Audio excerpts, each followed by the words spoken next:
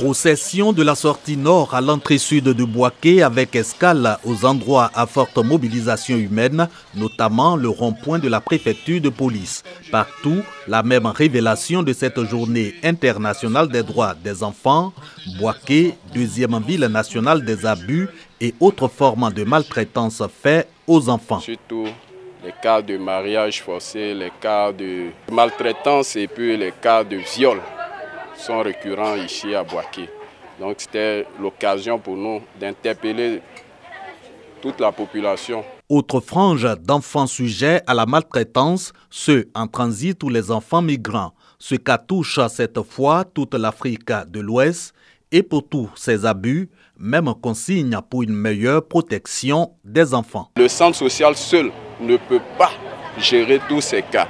C'est le lieu de l'indiquer et puis vraiment inviter la population à dénoncer les cas de maltraitance, ne pas rester dans le silence. Parce que restant dans le silence, vous contribuez plus ou moins à être coupable de ces agissements vis-à-vis des enfants. Les guichets de déclaration des abus faits aux enfants sont indiqués et les populations assurées de leur protection par le centre social Bouaké Koko et l'ONG internationale Save Children, ces artisans de la célébration ici à Bouaké de la 32e journée internationale des droits des enfants.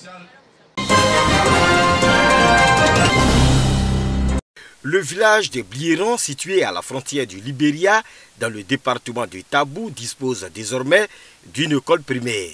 Grâce au maire de Yopougon, le ministre Gilbert Kafana Koné. Au nom des braves populations du département de Tabou, je tiens à rendre un hommage mérité au regard de la générosité légendaire et la modestie grâce auquel Blieron bénéficie aujourd'hui d'une infrastructure scolaire moderne dont le ministre Kafana a entièrement financé les travaux à hauteur de 30 millions de nos francs. Les clés de cette école primaire de 6 classes avec bureau des directeurs et une salle multimédia qui sera bientôt équipée ont été remis par le ministre Félix Anoblé en présence du parrain de la cérémonie, le ministre-gouverneur Philippe Légri. Tous deux ont demandé aux populations du Tabou de soutenir le président de la République Alassane Ouattara afin de bénéficier des actions de développement.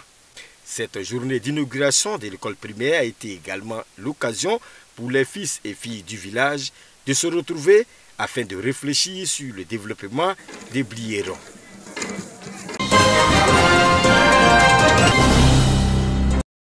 Méconnu du grand public, le métier de greffier est mis en exergue au cours de cette première édition de la Semaine de la greffière de Côte d'Ivoire. Ce sera l'occasion pour l'Amicale des femmes greffières de Côte d'Ivoire de montrer leur rôle dans le fonctionnement du système judiciaire de notre pays. Chers collègues greffières, saisissons fermement le flambeau de la performance et de l'efficience. Engageons-nous à le rendre plus brillant, plus fort et plus vif. Car si la greffière s'illustre positivement, le greffe en sera régaillardi, les greffiers seront mieux perçus et la justice fortifiée. Exclusivement réservé aux hommes par le passé, le greffe est désormais pris d'assaut par les femmes qui se mobilisent à travers leur amicale. Par ce petit instant passé ensemble, cela va d'abord mettre en avant l'importance de la femme elle-même dans la société, l'importance en tant que fonction de la greffière dans la société.